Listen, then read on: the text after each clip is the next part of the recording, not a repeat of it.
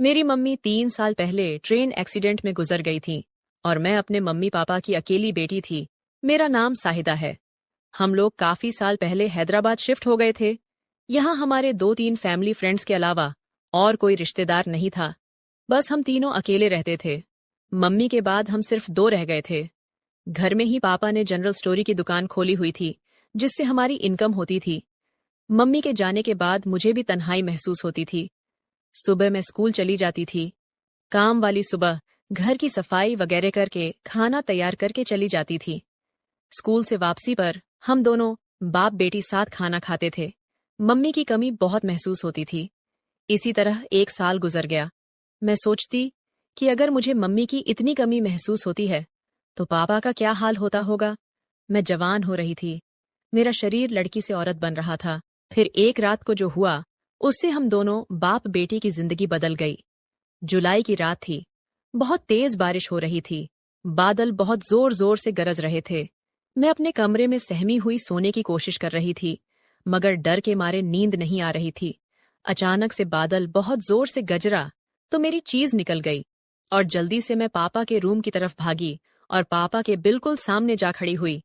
सब कुछ इतना जल्दी में हुआ कि मैं यह भी ना देख सकी कि मेरे पापा उस वक्त अपने बेड पर बिल्कुल गलत हालत में कुछ कर रहे थे। पापा को इस तरह देखा तो मेरे होश उड़ गए। मेरा मुंह खुला का खुला रह गया। मैंने बोला, सॉरी पापा, मैं डर गई थी, इसलिए जल्दी में दरवाजा बिना नॉक किए अंदर आ गई। इतनी देर में पापा ने अपने ऊपर बेडशीट डाल ली और घबराकर उठकर बेड पर बैठ गए और बोले, सॉरी बेटा कि तुमने मुझे इस तरह देख लिया। आ जाओ और यहाँ मेरे पास बैठ जाओ। जब बारिश रुक जाए तो चली जाना अपने रूम में। मैंने बोला, मैं अभी चली जाती हूँ पापा, आप डिस्टर्ब होंगे, आप कुछ कर रहे थे। लेकिन पापा ने जवाब देने की वजह मुझे हाथ पकड़कर अपने साथ बेड पर बिठा लिया। पापा, आपने कुछ नहीं पहना, मुझे शर्म आती है। ये कहते हुए मुझे खुद अपने बारे में याद आया कि मैं भी सिर्फ एक पतली टी शर्ट और शॉर्ट्स पहनी हुई थी। जल्दीबाजी में टी शर्ट के अंदर ब्रा भी पहनना भूल गई थी। एक तरफ पापा को मैं उसे हालत में देख चुकी थी और अब वह सिर्फ बेडशीट डाले बैठे थे, और दूसरी तरफ मैं भी उनके बराबर बैठी हुई थी। मेरी सांस फूल रही थी। मुझे उस रात पापा के बराबर बैठकर पहली दफा एहसास हुआ कि मैंने इतनी बड़ी होकर भी अभी तक कुछ नहीं किया था। एकदम कुंवारी थी। अचानक बारिश का शोर और ज्यादा हो गया और साथ ही बादल एक बार फिर बहुत जोर से गरजे। मैं डर के मारे एकदम पापा से लिपट गई। इस तरह लिपटने से पापा की बेडशीट हट गई। मैं कोई 10 सेकंड तक यूं ही लिपटी रही। तब मुझे पता चला कि मैं अपने पापा से लिपटी हुई हूं। मैंने घबराकर पापा से अलग होने की कोशिश की तो पापा ने मेरी कमर से खींचकर मुझे मजबूती से अपने साथ जकड़ लिया और बोले, जानू ऐसे ही बैठी रहो। पापा से लिपटी हुई। मेरा सर पापा के सीने पर था। पापा, ये आप क्या रहे हैं? मैंने बोला, आज तुम्हारी मम्मी की बहुत याद आ रही है। पापा ने जवाब दिया, जब मम्मी की याद आती है तो आप ऐसे करते हैं। बेटा, वह तुम्हारी माँ थी, लेकिन मेरी बीवी थी, और मियाँ बीवी का रिश्ता अलग तरह का होता है। मैं समझ ही नहीं पापा। मैंने बोला, बेटी, क्या तुम्हें नहीं पता मियाँ बीवी का क्या रिश्ता होता है? पापा ने पूछा। नहीं पापा। मैंने बोला, अब मैं तुम्हें कैसे बताऊं कि मियाँ बीवी में क्या रिश्ता होता है, और इसी रिश्ते की वजह से तुम पैदा हुई और आज तुम यहाँ मेरे साथ बैठी हो। मैंने पूछा, वह कैसे? पापा, मेरी समझ में अब भी नहीं आ रहा था। पापा बोले, शादी के बाद मियाँ अपनी बीवी के साथ कुछ करता है तो फिर 9 महीने बाद बच्चा पैदा होता है। मैं बोली, पापा, अभी भी समझ नहीं आया। पापा बोले, अब इससे आगे मैं जो तुम्हें बताऊंगा उसके लिए तुम्हें भी मेरी तरह कपड़े उतारने पड़ेंगे। क्या तुम तैयार हो? मैं पापा की बात सुनकर पूरी तरह शर्मा गई और कुछ न बोल पाई।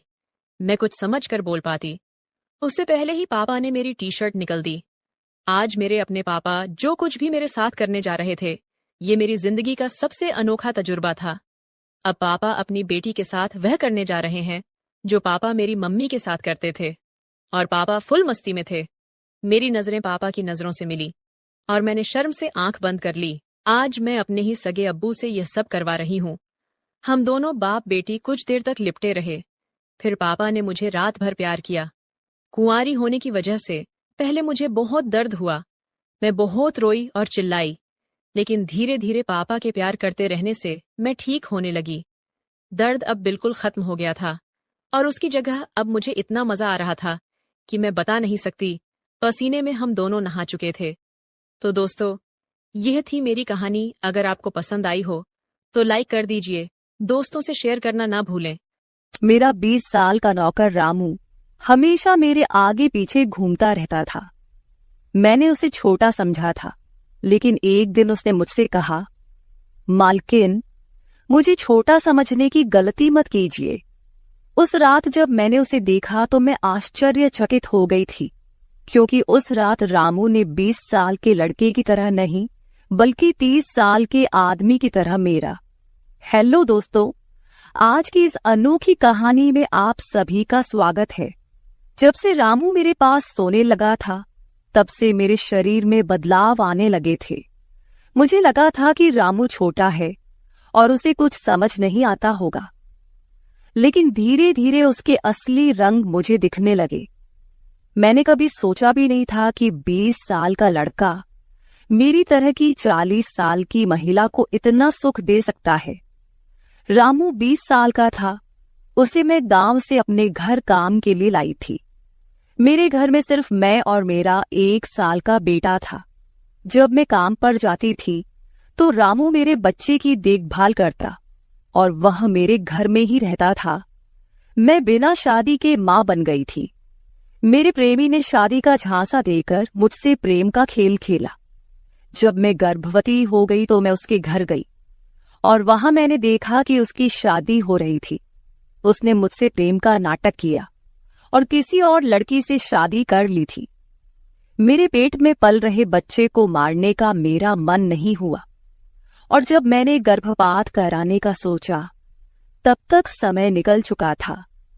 मैं 5 महीने की गर्भवती हो चुकी थी। मेरे माता पिता ने मुझे और मेरे बच्चे को स्वीकारने से इनकार कर दिया। तब मैं अकेली रहने लगी। कई महीने पहले मैं अपने गांव गई थी, अपने दादा के 100वें जन्मदिन के लिए। मेरे दादा ने मुझे जन्मदिन का निमंत्रण भेजा था और इसलिए मैं गांव गई थी। मेरे बेटे को वहां सिर्फ मेरे दादा ने ही प्यार से गोद में लिया था। आरव उनके पास खेल रहा था। तभी ऑफिस से मेरा फोन आया और मैं कुछ देर के लिए फोन पर बात करने के लिए बाहर चली गई। जब मैं वापस आई तो मेरा आरव दादा के पास नहीं, बल्कि घर के एक नौकर के पास था। मैंने देखा कि आरव उस नौकर के पास अच्छे से खेल रहा था। मैंने अपने बच्चे को उस नौकर से लिया और वहां से जाने लगी। तभी उस नौकर ने मुझे रोका। वह कहने लगा, मालकिन, मुझे थोड़ी मदद चाहिए। मुझे पैसे की नहीं बल्कि काम की जरूरत है। उसने अपना परिचय दिया और कहा, मैं रामू हूं। मैं इस घर में गाय भैंस के गौशाले की सफाई का काम करता था, लेकिन अब बड़े साहब गाय भैंस बेचने की बात कर रहे हैं। अगर आपके पास कोई काम हो तो दीजिए। मुझे काम की बहुत जरूरत है। मेरे माता पिता भी मजदूरी करते हैं। मुझे काम की बहुत जरूरत है। तब मैंने कहा, मेरे बच्चे की देखभाल का काम है, लेकिन इसके लिए तुम्हें शहर चलना होगा। इस काम के लिए मैं तुम्हें 5,000 रुपये महीना दूंगी। रामू मेरे साथ शहर आने के लिए तैयार हो गया। आरव उसके साथ अच्छे से रहता था और यह देखकर मैंने रामू को अपने घर लाने का फैसला किया। रामू तब से मेरे घर में ही रहने लगा। उसने कहा कि हर 4 महीने बाद जब थोड़े पैसे जमा हो जाएंगे, तब वह अपने गांव जाएगा। रामू दिन भर मेरे बच्चे की अच्छे से देखभाल करता और घर के कामों में भी मेरी मदद करता। रामू को घर आए 1 महीना हो चुका था और इस 1 महीने में उसने मेरा दिल जीत लिया था। उसकी देखभाल से मेरे बेटे की सेहत भी सुधर गई थी। जो आरव मुझे परेशान करता था, अब वह रामू के हाथों से अच्छे से खाना खाता था। मैंने रामू को एक अलग कमरा दिया था। एक दिन रात में आरव बहुत रोने लगा। किसी भी तरह से वह शांत नहीं हो रहा था। बच्चे के रोने की आवाज सुनकर रामू मेरे कमरे में आया और उसने आरव को मुझसे ले लिया। रामू के पास जाते ही आरव शांत हो गया था। रात बहुत हो चुकी थी। आरव रामू को छोड़ नहीं रहा था, तो मैंने रामू को अपने कमरे में ही सोने के लिए कह दिया। सुबह जब मैं उठी तो आरव रामू से लिपटकर सो रहा था। उस रात के बाद से रामू आरव के लिए मेरे कमरे में सोने लगा। रामू के आने के बाद सब कुछ अच्छे से चल रहा था। रामू के काम से खुश होकर छुट्टी के दिन मैं उसे मॉल लेकर गई। वहां मैंने उसके लिए अच्छे कपड़े खरीदे और सैलून में जाकर उसकी नई हेयर स्टाइल बनवाई। रामू देखने में अच्छा था, लेकिन वह एकदम साधारण तरीके से रहता था। उस दिन मैंने उसका पूरा लुक ही बदल दिया था। उसे नए अंदाज में देखकर मैं भी उस पर विश्वास नहीं कर पा रही थी। कल तक जो एक साधारण सा नौकर था, वह इतना हैंडसम और स्मार्ट दिख सकता है, इसकी मैंने कल्पना भी नहीं की थी। मॉल से हम घर आए तो आरव आते ही सो गया था। मैंने उसे कमरे में बिस्तर पर सुला दिया और पानी पीने के लिए बाहर जाने लगी। तभी रामू मेरे लिए पानी लेकर आया। पानी पीकर मैंने गिलास रखा और रामू मुझे तब से ही एकटक देख रहा था। जैसे ही मैंने गिलास रखा, उसने मुझे गले लगा लिया। कई सालों बाद किसी पुरुष ने मुझे गले लगाया था। मैंने उसे खुद से दूर किया। तब रामू ने कहा, मालकिन, आपकी वजह से आज पहली बार मैंने खुद से प्यार करना सीखा है। जिंदगी बहुत खूबसूरत है, बस इसे जीना आना चाहिए। आज आपने मेरा कायाकल्प करवा कर मुझ पर बहुत बड़ा उपकार किया है। मैं सच में बहुत अच्छा दिख रहा हूँ। रामू के चेहरे पर खुशी देखकर मैं भी खुश थी। अगले दिन से वह बहुत स्वच्छ और सलीके से रहने लगा था। वह 20 साल का था, लेकिन गांव का लड़का होने के कारण उसकी कद काठी अच्छी थी। वह घर में भी रोजाना कसरत करता था। उसकी लंबाई भी ठीक ठाक थी। मैंने उससे उसकी पढ़ाई के बारे में पूछा था, लेकिन उसने कहा कि अब उसका पढ़ाई से मन उठ गया है। हर सुबह ऑफिस जाने से पहले मैं अपने बच्चे को दुलार कर ऑफिस के लिए निकलती थी। आज जब मैं ऑफिस के लिए निकलने से पहले आरव को चूमने गई, तब वह रामू की गोद में था। अचानक आरव ने अपनी गर्दन घुमाई और मेरे होंठ रामू के गाल पर जा लगे। मुझे बहुत शर्मिंदगी महसूस हुई। मैंने उससे माफी मांगी और ऑफिस के लिए निकल गई। शाम को जब मैं घर आई, तब भी मैं रामू की आंखों में नजर नहीं मिला पा रही थी। रामू ने आरव को खाना खिलाकर सुला दिया था। फिर हम दोनों ने साथ में खाना खाया। खाना खत्म करने के बाद मैं अपने कमरे में गई। वहां मैं अपनी दवाइयां ले रही थी। मुझे माइग्रेन की समस्या थी, उसी की दवा मैं ले रही थी। दवा लेने के बाद भी मेरा सिर बहुत दर्द कर रहा था। मैं अपने कमरे में सिर पकड़कर बैठी हुई थी। कुछ देर बाद रामू कमरे में आया। मुझे इस हाल में देखकर उसने पूछा कि क्या हुआ।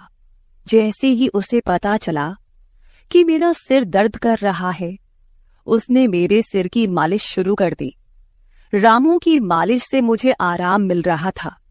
धीरे धीरे मुझे गहरी नींद आने लगी। उस रात मुझे बहुत अच्छी नींद आई थी।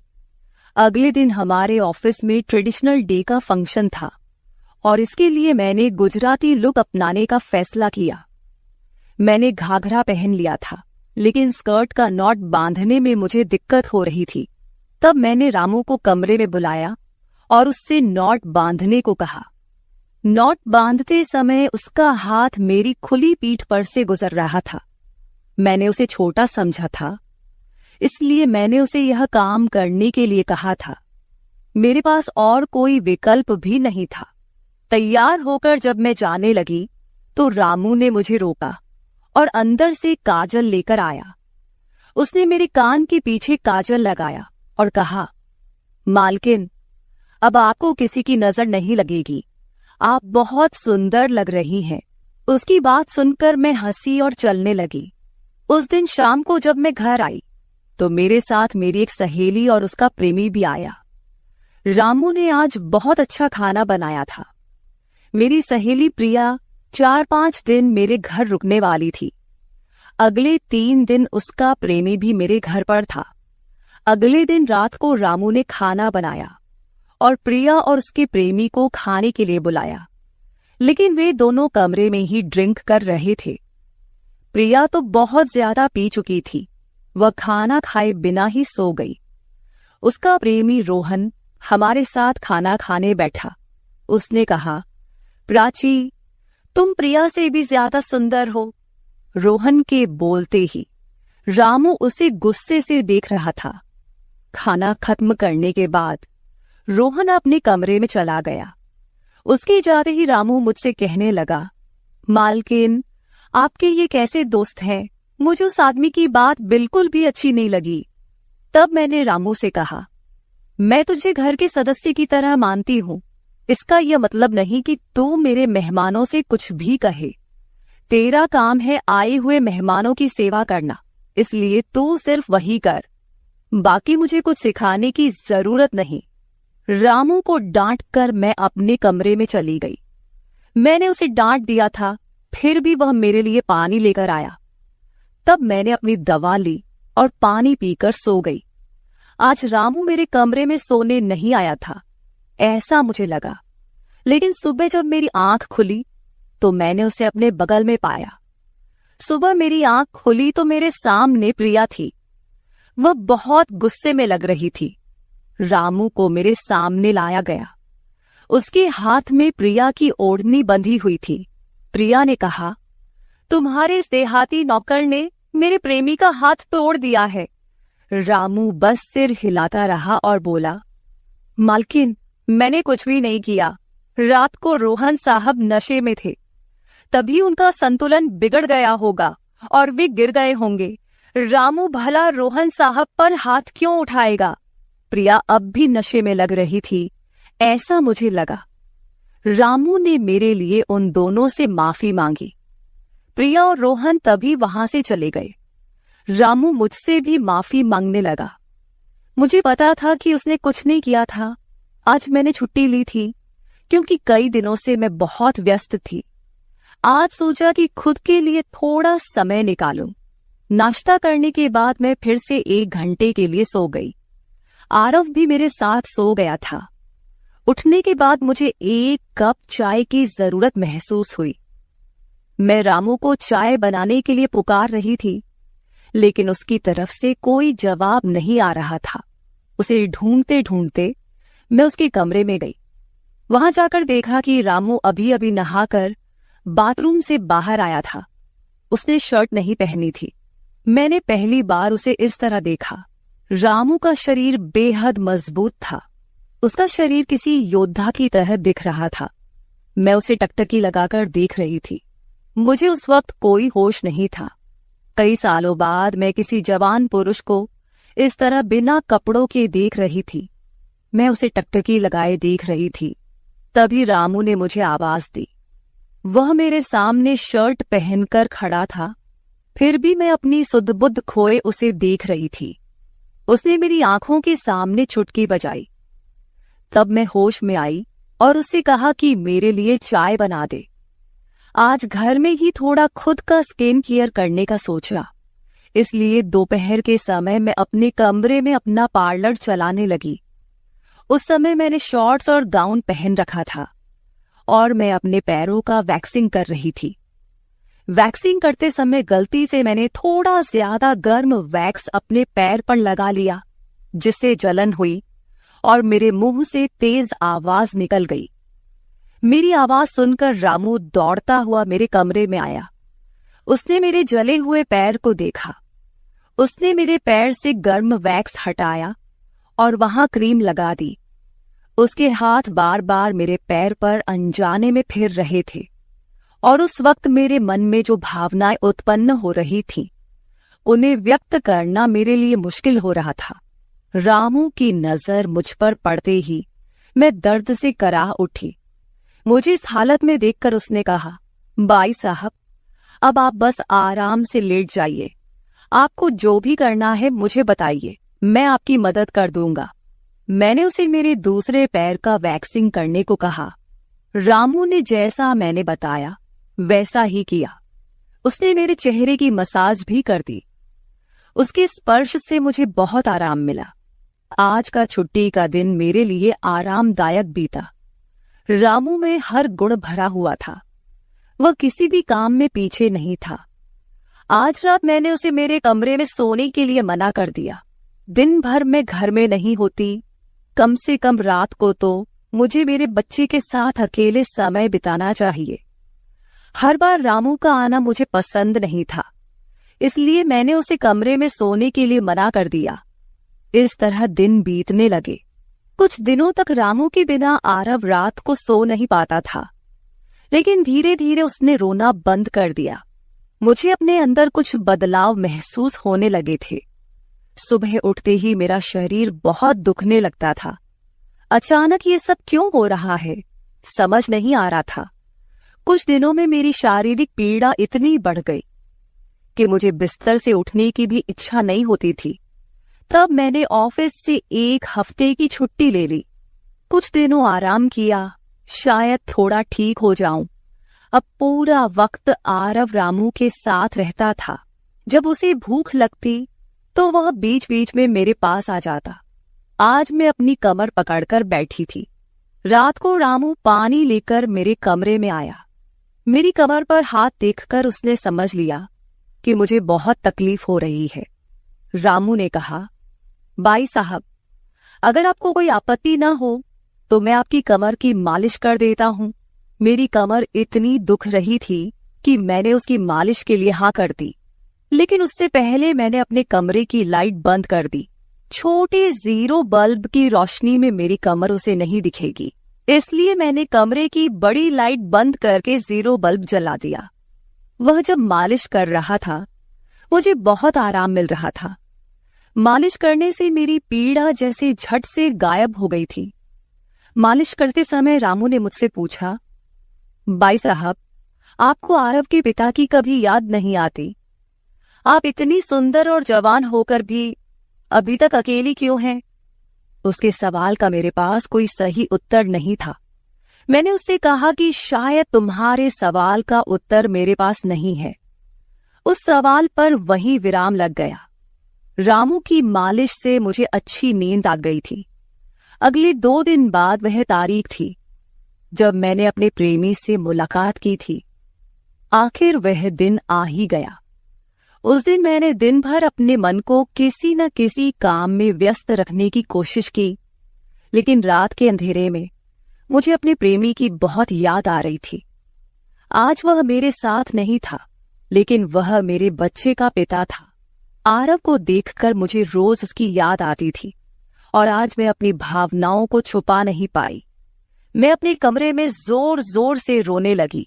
आरव पास में सो रहा था, इसका भी मुझे ध्यान नहीं रहा। मैंने आज अपनी दवाइयां भी नहीं ली थीं। रामू पानी लेकर मेरे कमरे में आया। मुझे रोते हुए देखकर उसने मुझे पानी पिलाया। जब मैं शांत हुई तो उसने मुझे दवाइयां दी। मेरे रोने की आवाज से आरव हल्का हिलने लगा। वह जाग न जाए, इसलिए रामू मुझे अपने कमरे में ले गया। वहां जाकर मैंने उसे कसकर गले लगा लिया। ऐसा लग रहा था कि मैंने अपना होश खो दिया था। मेरा रोने का कारण सुनकर रामू भी शांत हो गया था। वह लगातार मेरे आंसू पोंछ रहा था। रोते रोते मैंने उसका कंधा पकड़ लिया।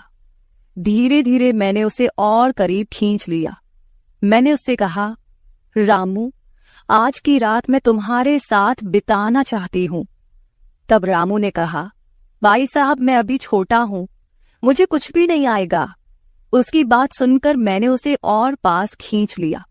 उस रात मैं उसके कमरे में थी, लेकिन सुबह जब मैं उठी तो वह मेरे पास नहीं था। उसकी शर्ट वहीं पड़ी हुई थी। जब मैं बाहर गई तो मैंने देखा कि रामू मेरे बच्चे को दूध और बिस्किट खिला रहा था। मुझे आरव का ख्याल नहीं आया था, लेकिन रामू ने नहीं भुलाया। उसने हम दोनों माँ बेटे को खुश कर दिया था। रात की थकान के बाद मैं सुबह देर से उठी थी। दिन भर रामू ने मुझसे नजरें नहीं मिलाईं। आज प्रिया मुझसे मिलने घर आई थी। वह रामू की तरफ देख भी नहीं रही थी। रामू ने उसे पानी दिया और कमरे से बाहर चला गया।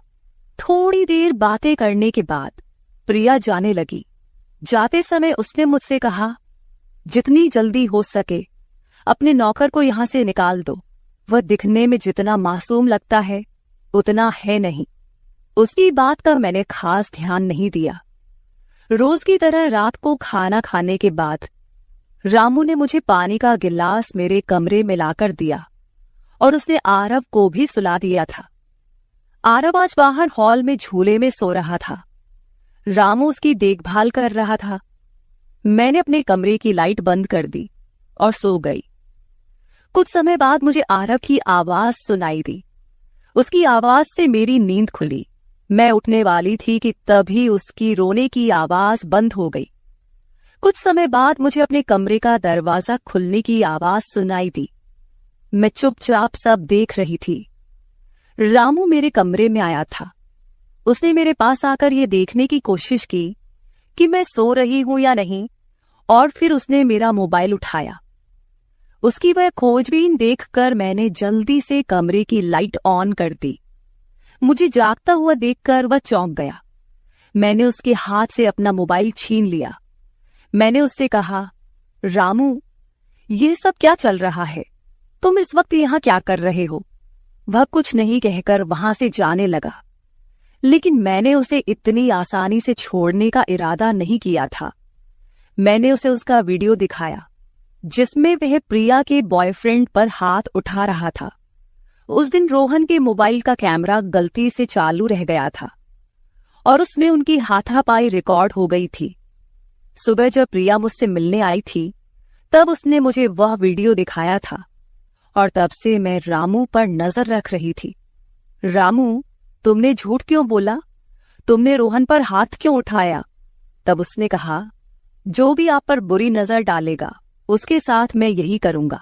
मालकिन, उस रात जब रोहन नशे में था वो आपके कमरे में आया था। वो आपके साथ कुछ गलत करने की कोशिश कर रहा था और इसलिए मैंने उस पर हाथ उठाया।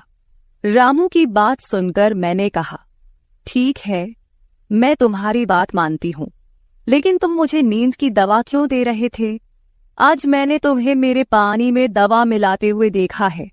तुम्हारी नजर मुझ पर थी और तुम जो चाहते थे वह मैंने तुम्हें दे दिया है। अब अपना हिसाब करो और गांव निकलो।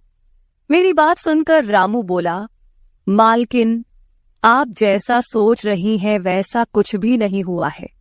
कल रात मैंने आपके साथ कुछ भी गलत नहीं किया।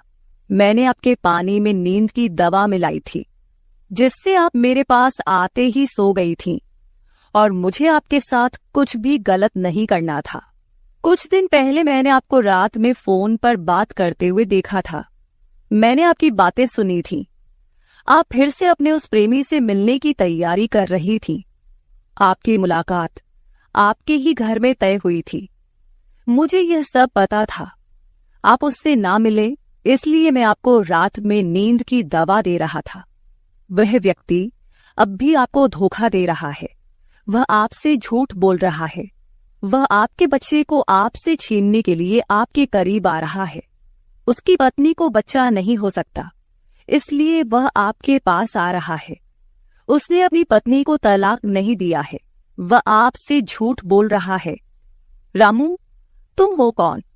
तुम्हें यह सारी जानकारी कैसे मिली? तब उसने कहा, आपके बाबा साहेब ने मुझे आपका फोटो दिखाया था। मुझे आप पहली नजर में ही अच्छी लगी थी, लेकिन बाबा साहेब ने यह भी कहा था कि आप शादी के खिलाफ हैं। तब मैंने उनके साथ मिलकर यह प्लान बनाया। आपके दिल में अपनी जगह बनाने के लिए मैं यहां आया था, लेकिन यहां आने के बाद मैंने देखा कि बहुत से लोग आप पर बुरी नजर रखते हैं, इसलिए मैंने आपकी सुरक्षा करनी शुरू कर दी। रामू 20 साल का नहीं था। मेरा पहला शक सही निकला। वह 30 साल का था और एक अच्छी नौकरी पर था। उसने मेरे प्यार के लिए इतनी मेहनत की थी। रामू ने मेरे प्रेमी के बारे में जो भी कहा था वह सब सच था। रामू ने मेरे प्रेमी की सारी जानकारी सही निकाली थी। रामू जैसा ईमानदार पति और मेरे बच्चे का पिता मिलना मेरे लिए बहुत बड़ी बात थी। मैं अपने प्रेमी के धोखे के जाल में फंसने से बच गई थी। आज मैं विक्रांत उर्फ रामू के साथ बहुत खुश हूं। वह मुझसे और मेरे बच्चे से बहुत प्यार करता है। मेरे बाबा साहिब की वजह से आज मेरा परिवार शुरू हुआ। मुझे रामू जैसा पति मिला, ये मेरा सौभाग्य था। दोस्तों, जो आपसे सच्चा प्यार करता है वह किसी भी कठिनाई में आपका साथ नहीं छोड़ता। रिश्ते निभाने वाले को किसी वजह की जरूरत नहीं होती और रिश्ते तोड़ने वालों के लिए एक बहाना भी काफी होता है। तो दोस्तों, ये थी हमारी आज की छोटी सी कहानी।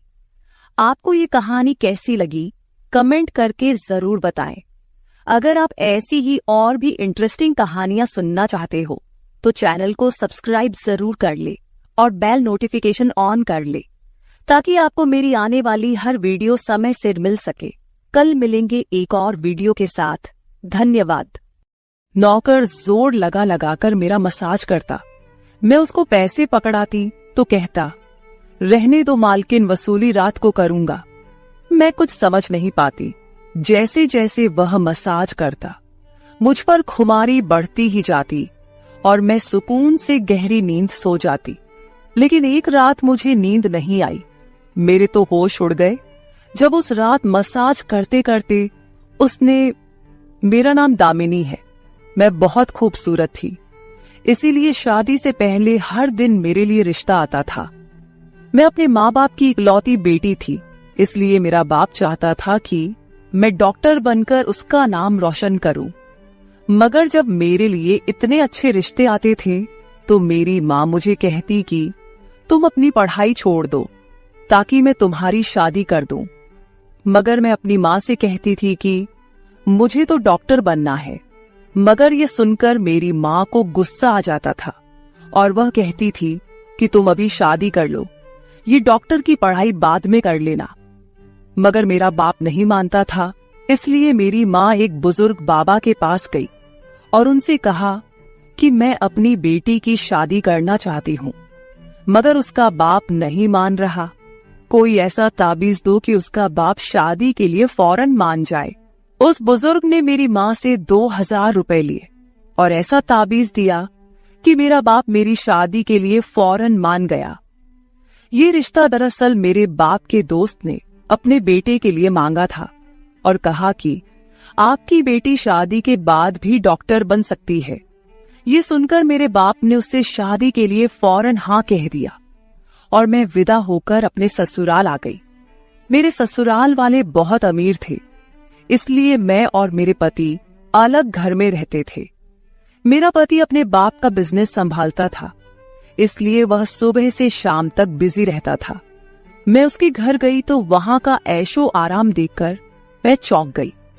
मेरे पति ने मेरी सेवा के लिए कई नौकरानियां रखी हुई थी, मगर उसका एक नौकर धीरे धीरे मेरे करीब आने लगा।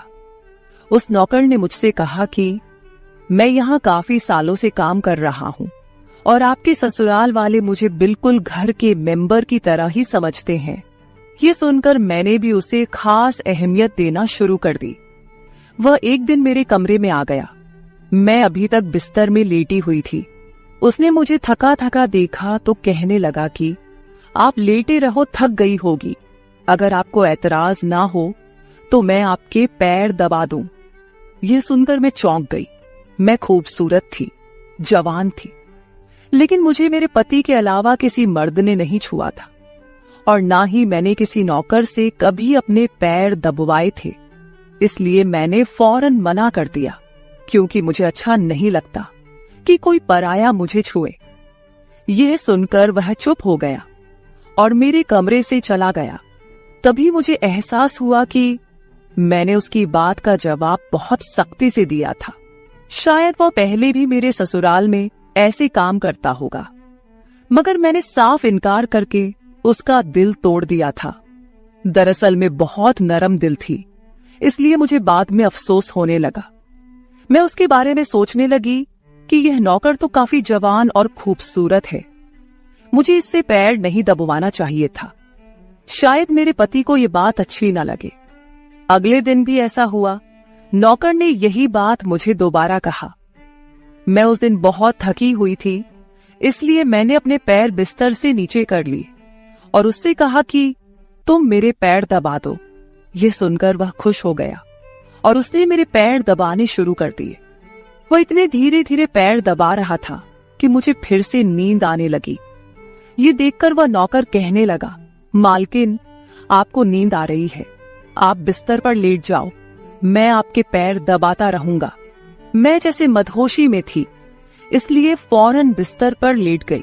वह नौकर बिस्तर पर आ गया और मेरे पैर दबाने लगा।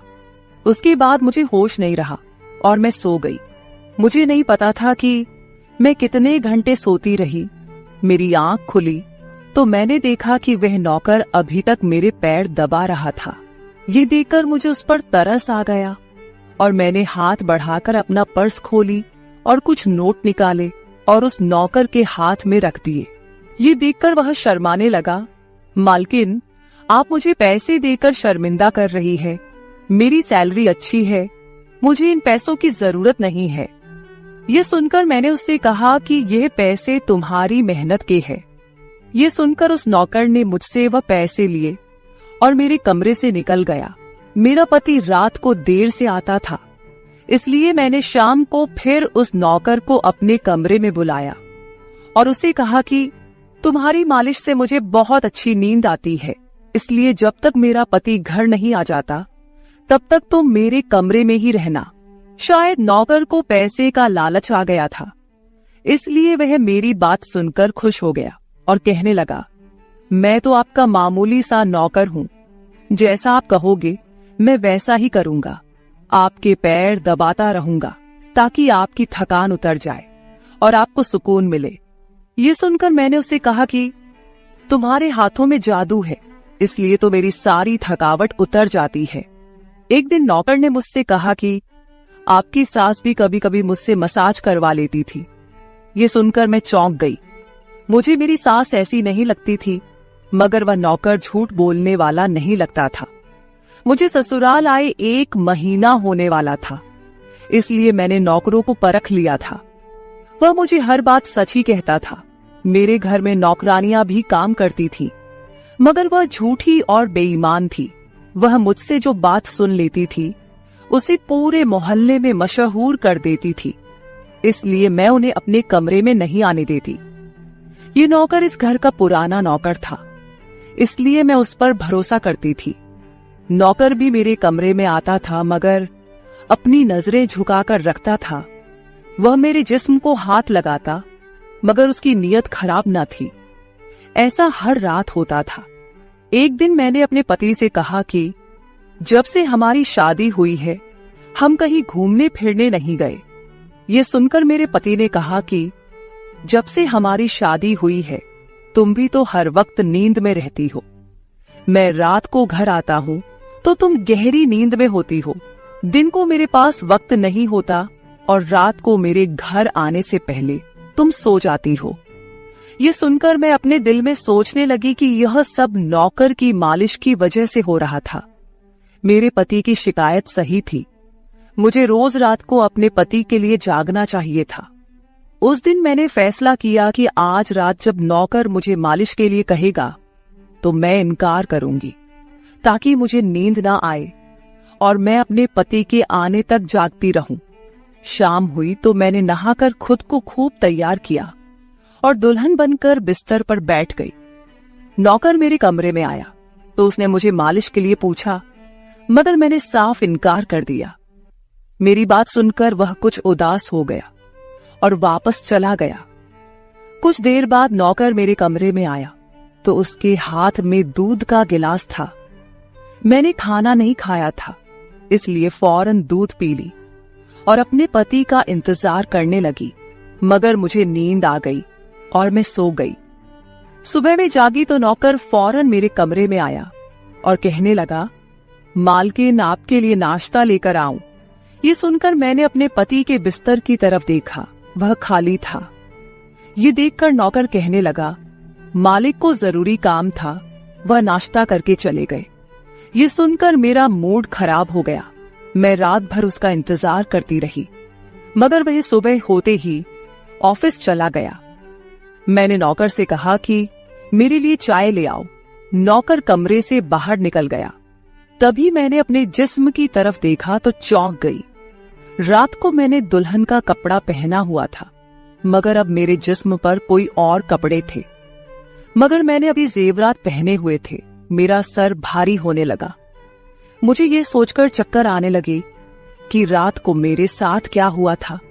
और मेरे कमरे में कौन था और उसने मेरे साथ क्या किया था, मगर मुझे कुछ याद ना आया।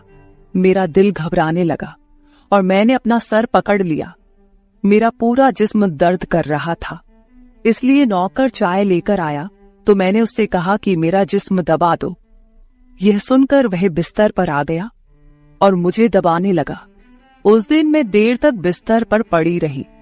उस दिन मेरे पति अचानक घर आ गए। मैंने उसे देखा तो उस पर बरस पड़ी। मैं रात को तुम्हारे लिए दुल्हन बनकर जागती रही, मगर तुम नहीं आए। ये सुनकर मेरे पति कहने लगे, मैं रात को कमरे में आया तो तुम गहरी नींद में थी, इसलिए मैंने तुम्हें नहीं जगाया। ये सुनकर मैं चौंक गई, मगर मेरे कपड़े किसने बदली किए और नींद पूरी होने के बावजूद मेरा जिस्म क्यों दर्द कर रहा है। मैं उलझ गई थी। मेरे पति कहने लगे, अच्छा ठीक है, मूड खराब करने की जरूरत नहीं है।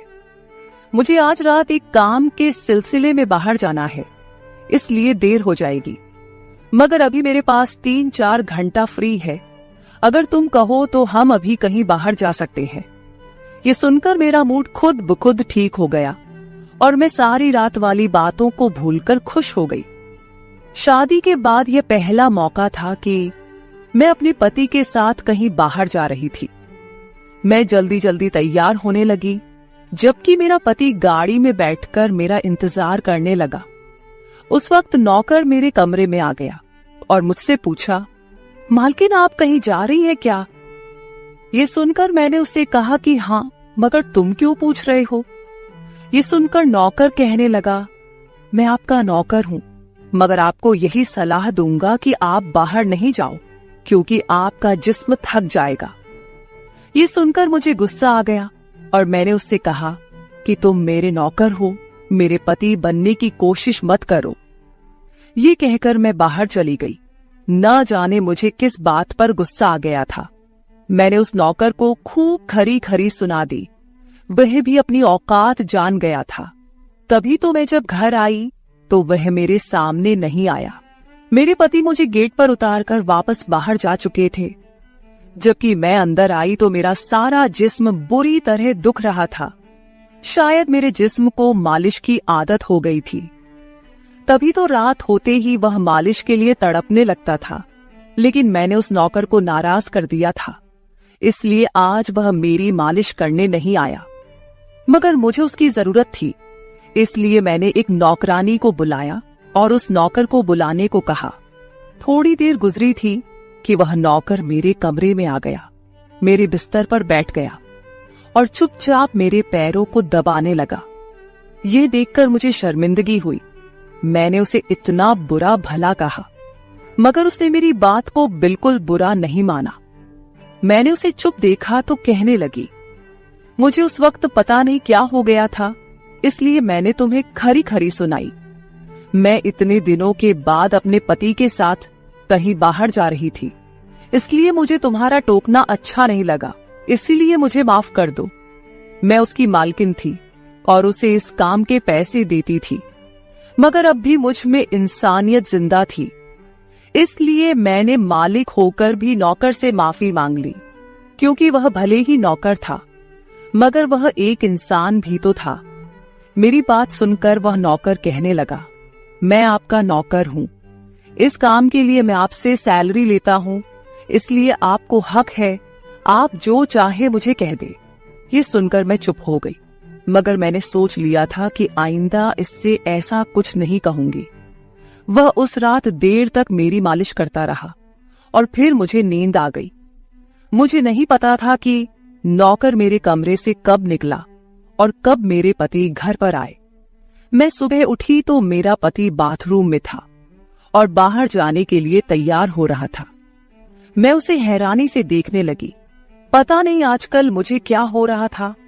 नौकर की मालिश से मुझे इतनी गहरी नींद आती कि मुझे किसी बात का होश ना रहता था। मुझे इस बात का भी पता नहीं चलता था कि मेरा पति कब कमरे में आता था।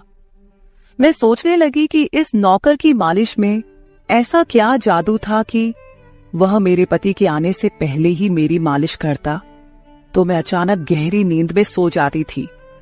सुबह जब मैं उठती तो मेरा सर भारी महसूस होता और मैं चलने फिरने के काबिल नहीं रहती। मगर यह बात मैंने अपने पति को नहीं बताई, क्योंकि मैं नहीं चाहती थी कि ये बात मेरे पति को पता चले कि मैं उस नौकर से मसाज करवाती थी। एक दिन मेरा पति दिन के वक्त घर पर ही रहा। मैंने नौकर से घर के सारे काम करवाए, अपने कमरे में नहीं आने दिया। नौकर भी घर के सारे काम करता रहा और मसाज वाली बात किसी के सामने अपने मुंह से नहीं निकाली।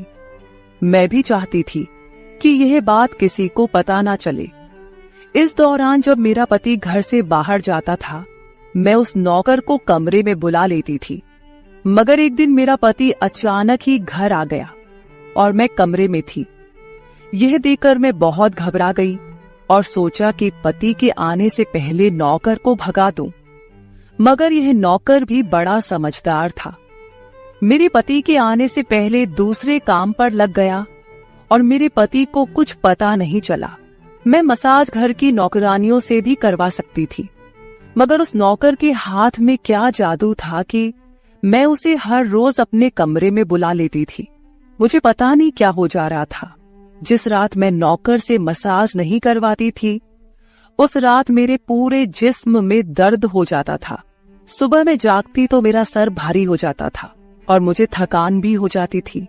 एक रात मैंने नौकर से मालिश करवाई और गहरी नींद सो गई। सुबह मेरी आंख खुली तो फिर से मेरे कपड़े चेंज हो चुके थे। ये क्या माजरा था? ऐसा कौन करता था? क्या मेरा पति मेरे साथ ऐसा कर रहा था? मैं सोच में पड़ गई। मैंने शीशे के सामने जाकर देखा तो चौंक गई। मेरे पूरे जिस्म पर लाल निशान पड़ गए थे। यह कैसे निशान थे? मैं अपने जिस्म पर हाथ फेरने लगी। मैं जैसे उस निशान को मिटाना चाहती थी, मगर ऐसा न हुआ। अगले दिन फिर मैंने अपने जिस्म को देखा कि निशान खत्म होने के बजाय फैलने लगे थे। मैं घबरा गई। तभी मेरे कमरे में नौकर आ गया और उसने मुझे मालिश को कहा। मैं उस निशान को छुपाना चाहती थी, इसलिए उसे कहा कि आज तुम सिर्फ मेरे पैर दबा दो। उसने मुझसे कुछ नहीं पूछा, मगर मैं अंदर ही अंदर डर रही थी। किसी दिन मेरे पति ने यह निशान देख लिए तो मैं उसे क्या जवाब दूंगी। मैं ये सोच सोचकर थक चुकी थी, इसलिए मैंने तकिए पर पैर रख दिए। नौकर मेरा मसाज करने लगा। मेरी आंखें नींद से बंद होने लगी थी। तभी मुझे नौकर ने ऐसी बात कह दी जिसे सुनकर मेरे होश उड़ गए। उसने मुझसे कहा, मालकिन आप मुझे बहुत अच्छी लगती हो। मेरी आंखें बहुत बोझल होने लगी थी। मुझे उसकी बात समझ नहीं आई और फिर मैं गहरी नींद सो गई। सुबह मेरी आंख खुली तो मेरा पति भी बिस्तर में लेटा हुआ था। मेरा सर भारी हो रहा था और जिस्म दर्द से छूट रहा था, मगर उसके बावजूद मैं अपने पति के करीब गई और उसे धीरे से उस निशान के बारे में बता दिया। मैंने सोचा कि यह निशान बढ़ रहे थे, इसलिए मुझे यह बात अपने पति को बता देनी चाहिए। ये सुनकर मेरे पति ने मेरे जिस्म से कपड़ा हटाया तो वह उछल पड़ा। वह मुझसे दूर हो गया और कहने लगा, तुमने मुझे धोखा दिया है, बेवफाई की है और तुम्हें उसी की सजा मिली है। यह कोई बीमारी नहीं है, बल्कि तुम्हारा गुनाह है। मुझ में क्या कमी थी जो तुमने दूसरा मर्द तलाश कर लिया? मैं काम में बिजी था, मर तो नहीं गया था कि तुमने एक और चक्कर चला लिया। यह सुनकर मैं हक्का बक्का रह गई। मैंने उससे कहा कि यह आप कैसी बातें कर रहे हैं, मैं बेकसूर हूं। मगर मेरा पति हंसने लगा और कहने लगा, ये निशान बता रहे हैं कि तुम गुनहगार हो, इसीलिए मेरे घर से निकल जाओ। मैं तुम्हें तलाक के पेपर भेज दूंगा। उसने मुझे धक्के मार मार कर घर से निकाल दिया। मैं रोते हुए अपने माँ बाप के घर आ गई और उन्हें अपनी बेगुनाही का यकीन दिलाया। वे मेरे अपने थे, इसलिए उन्होंने यकीन कर लिया। उन्होंने कहा कि वह मेरे पति से बात करने जाएंगे, मगर उनके जाने से पहले ही तलाक के कागज आ गए और मेरी हंसती मुस्कुराती दुनिया उजड़ गई। मैं इसका जिम्मेदार किसको ठहराती? कोई भी तो नहीं था। मैं कई दिनों तक रोती रही। मुझे ऐसा लगने लगा था जैसे मैं मरने वाली थी। एक दिन मेरी माँ मेरे कमरे में आई और कहने लगी कि तुमसे कोई मिलने आया है। मैं भागकर गई कि शायद मेरे पति आए हों, उसे मेरी बेगुनाही का एहसास हो गया हो। मगर वहां मेरा पति नहीं था, बल्कि वही नौकर था जो उसके घर काम करता था। मैंने उसे आने का कारण पूछा तो वह कहने लगा, मैं आपके उन निशानों के बारे में जानता हूं। ये सुनकर मैं चौंक गई। मैंने उसको कसकर पकड़ा और उसकी शर्ट का बटन एक झटके से खोल दिया। मुझे अब समझ आया कि मेरे पति ने मुझ पर इतने गंदे इल्जाम क्यों लगाए थे। ये कहकर मैंने नौकर के सीने पर मुक्के मारने शुरू कर दिए। मैंने कहा, ये निशान मेरे जिस्म पर कैसे आए? तुमने मसाज के बहाने मेरे साथ क्या क्या किया था? मुझे सच सच बताओ। ये सुनकर नौकर ने मेरे दोनों हाथ पकड़ लिए और कहने लगा, मेरा नाम राजेंद्र है और मैं तुम्हारे साथ यूनिवर्सिटी में पढ़ता था, मगर मुझे तुमसे प्यार हो गया। मैं भी डॉक्टर बनना चाहता था और मैंने सोचा था कि जब हम दोनों डॉक्टर बन जाएंगे तो मैं तुम्हारे बाप से तुम्हारा हाथ मांग लूंगा। मगर एक दिन तुम्हारी सहेली की जुबानी मुझे पता चला कि तुम्हारी माँ तुम्हारी शादी जल्द करना चाहती है, इसलिए मैंने डर कर तुम्हारे घर रिश्ता भेजा। मगर तुम्हारे बाप ने इनकार कर दिया और कहा कि मैं अपनी बेटी की शादी तब करूंगा जब वह डॉक्टर बन जाएगी। इसलिए मैं टेंशन